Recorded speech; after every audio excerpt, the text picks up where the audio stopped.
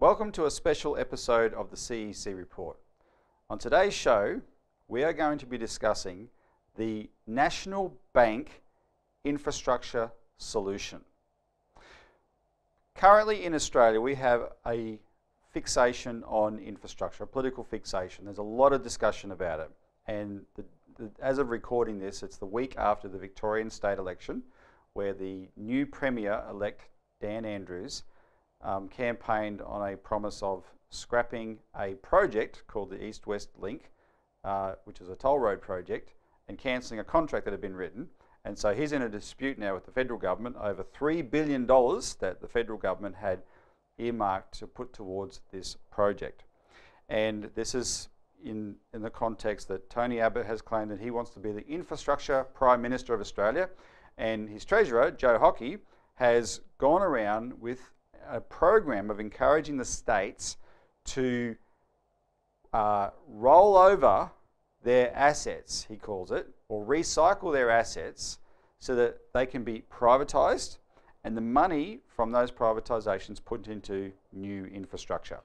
Now, the way Joe Hockey puts it, he's pinning a lot of hope for Australia's economic future on these infrastructure projects actually generating economic activity. And it's particularly acute here in the state of Victoria, where we're shooting this, because we've got places such as Geelong and Broadmeadows where people are in the car industry are losing their jobs at a fast rate, and they're about to be all gone very soon. And when Joe Hockey this week weighed into this dispute with Victoria over the $3 billion, he actually sounded quite desperate. We need this money spent into the economy quickly, and if Dan Andrews won't do it on this project, he should do it on another project straight away, but it's got to be spent. Anyway, so that's just by way of background for the reason why we're doing a show on this today, because the whole thing is an absolute farce. And we're going to go through the reason why it's a farce and what the only real solution for what is a real need of infrastructure is, and that is a national bank. First, the reason it's a farce, the kind of money that's being talked about, even more than the $3 billion, there's, all the kind of projects they're discussing adding up, is a pittance compared with the need. And the need is we need to fill Australia's infrastructure deficit. And that deficit has been put at $700 billion. Now that figure has been arrived at in various ways, but one of the ways is that we were part of calculating was back in up until the 1970s, infrastructure spending in Australia was roughly around 8% of GDP. And since then, it's collapsed down to less than 2%. And consequently, our economy has suffered. Because there's a reason you build infrastructure, we need it it's the arteries of the economy, actually getting things transported to and fro, people being able to travel, etc. Infrastructure is important. And of course, all the viewers that are watching this will be very familiar with, trains that are unreliable, and then periodically some small disaster happens and they're all grounded or frozen. Freeways and tollways in gridlock, etc. And all this is a real cost to the economy, which has been caused by really a lot of underinvestment in infrastructure for a long time. So this needs to be addressed. Infrastructure needs to be addressed. And the question is, how do you really do it? Well, before we go through the actual solution, let's just discuss the main way that the Abbott and Hockey government are promoting as the way of funding infrastructure, and in fact Labor governments also promote. And that is through privatised infrastructure or public-private partnerships. Now, these kinds of projects are a joke because of this reason. When you add a monetary profit component to infrastructure as a necessity, as part of the mix, that this is what's got to be done, when you add that, you're projecting something false onto the equation, and consequently it distorts the outcome. Infrastructure then gets built for the profit it can generate, not for the productivity it can generate. And that's a key distinction. And then what you end up having is, like Sydney, a lot of toll roads, where, yeah, the roads are useful, but the expense on the driver to use those roads to get across Sydney is very prohibitive, and there are little tricks in the contracts for these toll roads where the government makes concessions that it will not build competitive infrastructure parallel to those roads under the term of the contract, so that the contract can so the toll road can maximise its traffic and therefore maximise its profit. And it ends up being not that productive in the long run anyway. That's what happens when you take the public-private partnership approach.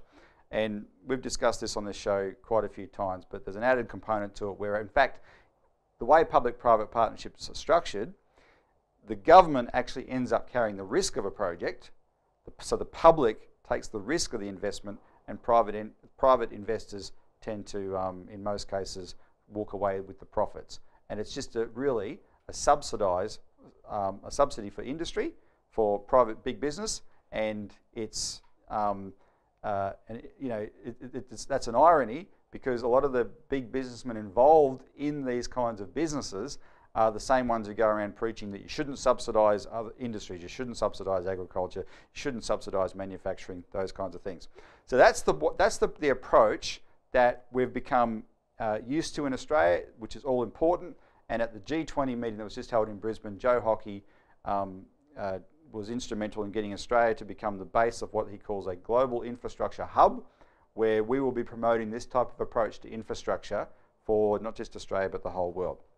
And we call it the Macquarie Bank model, because an Australian, well, the City of London bank that exists in Australia called Macquarie Bank pioneered it, and they've taken it around the world, and they're very dominant in the way, and very influential over the government in Australia. So we reject that outright. And what we're going to talk about now is it's such a beautiful way of funding infrastructure that it's a crime, and a real crime that it's not being done. But once you understand it, you realise this is the solution, and anything less should not be tolerated anymore.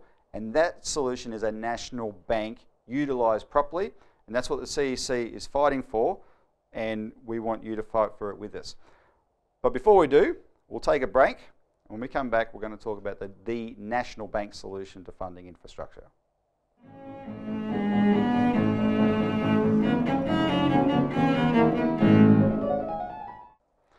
Welcome back to the CEC Report, where we are discussing the national bank infrastructure solution. So before the break, we were talking about the way the government wants everything done in terms of infrastructure in a privatised way through public-private partnerships, etc. And the consequence is you get infrastructure built for profit, not for productivity for the public good. How can you fund infrastructure that's not for profit but for productivity? Well, the solution is a national bank. We're going to go through that now. In 2002, the CEC produced this publication. And it was one of the most important editions of our New Citizen that we did. Facing the Depression, a Fascist Police State or Economic Development.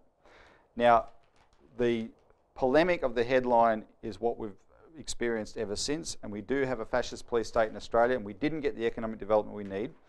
But the guts of this publication is actually a special report which we call the Infrastructure Road to Recovery. Let's build our way out of the Depression.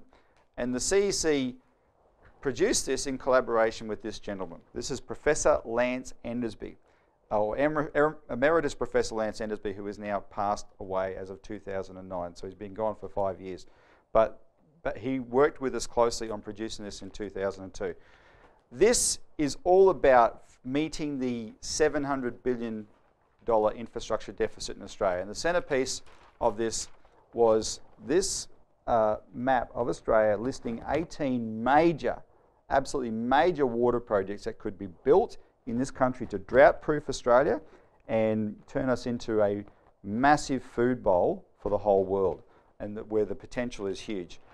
And a lot of these ideas are directly the work of Lance Endersby, but they're also, some of them are revived from the post-war reconstruction program that Ben Chifley intended for Australia but was never achieved. And we took some of them from them. Lance's other projects included a lot of visionary ideas for high-speed rail in Australia, such as a Melbourne to Darwin fast freight inland express, or Asian Express he called it, and then later on a ring rail you will see on a map right around the outside of Australia that could link the major cities and really turn rail into the basis of our transportation, high technology, high speed rail that could displace a lot of the reliance on road transport that we use today. But when we came up with this, we weren't being far-fetched because, you know, straight away you say, well, how are you going to fund it? The project, at the time we estimated those water projects alone would cost $40 billion. And that was very big money in 2002. It doesn't seem as big now post the global financial crisis when we're now used to talking in trillions. But it's still a lot of money, it'd be more than $40 billion today. But the whole time we knew that we could fund it easily because it was premised upon Australia having a national bank. And when you have a national bank that is owned and operated by the government and functions as the central bank of the economy but under government control, not independent, you have a power to create money in the form of credit that you can direct into anything that you'd like, and the only limitation on that power is the sort of the rule that where you direct it must be productive. If you direct that into a productive industry, the new credit created will not be inflationary at all, and that's how you can build the wealth of your economy. Now, for a long time in Australia we've had a distorted debate, but it's also around the world, where if anyone ever raised this, they get laughed down and one expression that gets used is, oh, that's funny money. And probably the last time this happened prominently in Australia was in 1998, when someone actually from Pauline Hanson's One Nation talked about, oh, we need to create credit. And the then Treasurer Peter Costello ridiculed that as funny money, and he said that if that happened, that people would be walking around with wheelbarrows of cash to buy a loaf of bread, you know, invoking the memory of what happened in 1923 in Germany. Well, that was in 1998. In 2008, the global financial system melted down. And in the face of that chaos, the world's central banks did something, actually openly, that if you believe Costello and everyone else who's ever ridiculed this idea, was impossible. They began creating money. And we turned it pejoratively, they've been printing money. That was meant metaphorically. They didn't actually have to print it because we're in an electronic age, but they were creating it just as surely as if they'd printed it, and it was called quantitative easing. So I have with me today an admission by the Bank of England. You can go on their website, and in fact, today's topic is dealt with in a press release on the CEC's website called the National Bank Infrastructure Solution, and there's a link in that release to the Bank of England website. But I printed off their pamphlet, Quantitative Easing Explained, and in this pamphlet, the Bank of England, the world's oldest and premier central bank, just straight out admitted what they're doing with quantitative easing. Supplying more money, how it happens, the bank creates money and uses it to buy assets such as government bonds and high quality debt from private companies. And then later in other places they explain it more, they create it electronically. In that case, the Bank of England and the Federal Reserve and the European Central Bank and the Bank of Japan, they're actually not putting that money into anything productive. They're creating it to lend to give to the banks, the too big to fail banks that are all sick from their derivatives gambling, and they're holding on all these worthless assets in the form of paper that's actually toxic, and the only one willing to buy them are these central banks, and they give them this new money in exchange for that. And the Fed, since 2008, the Federal Reserve alone has printed $4 trillion doing this. $4 trillion.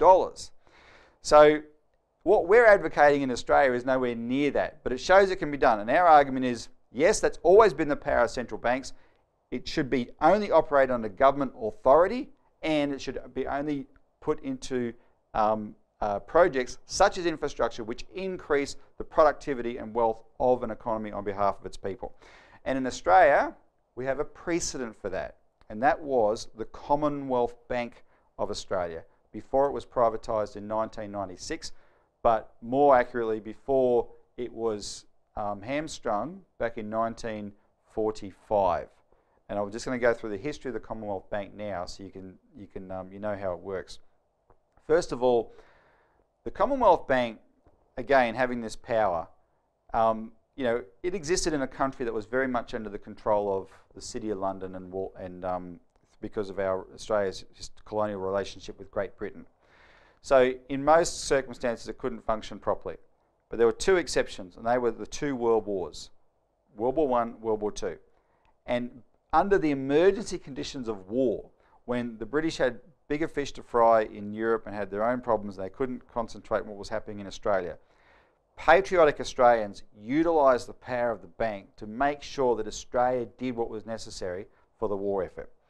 In World War I, the bank, not so much as creating credit, but what the bank did was harnessed the credit that existed in Australia in the form of savings that the general public had by raising loans for the Commonwealth. And the bank led that process. It raised £250 million in loans from Australians, and it only charged a fee that covered its costs. So that was automatically £10 million cheaper than would have been charged by London banks if they had been able to still do it. I'll just read you through some of the things that they did. The Commonwealth Bank, doing this, it financed the emergency purchase of ships for the Commonwealth shipping line to maintain trade during the war. It financed payments to farmers so they could maintain production for the war effort. It financed the construction of housing for returned soldiers and offered home loans to soldiers at 5% for their purchase. More significantly, it also went on an infrastructure funding spree by lending money to local councils.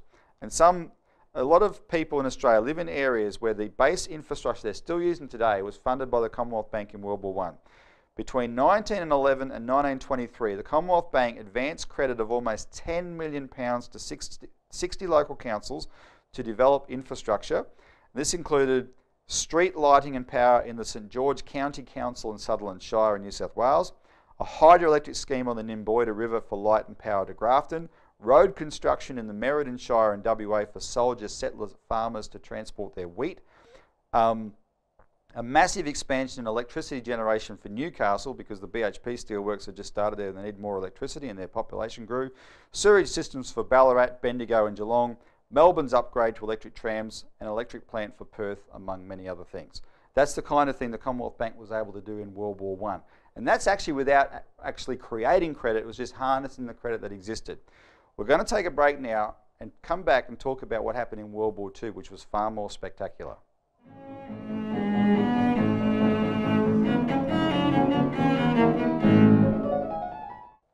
Welcome back to this special edition of the CEC Report on the National Bank Infrastructure Solution. So before the break, we're talking about the Commonwealth Bank and what it was able to do in World War I. In World War II, it set a standard for what should always be done in Australia.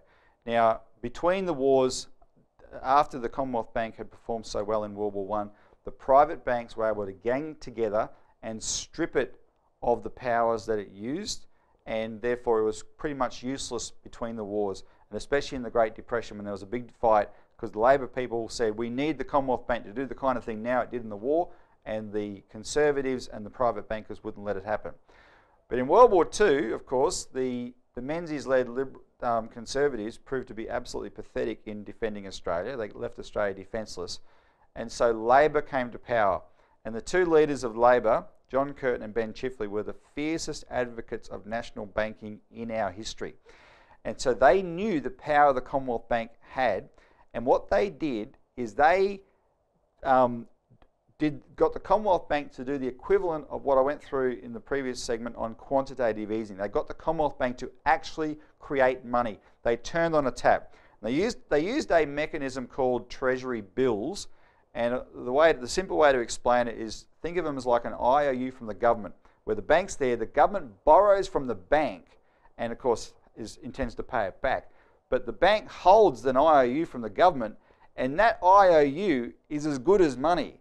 They can use that as they can lend that IOU out into the community, and people will take it because, of course, if the government's going to pay the bank or the government's going to pay them, they think, well, it's the government's not going to go broke, and so they were able, you can double you can increase your money supply that way, and they use that a lot.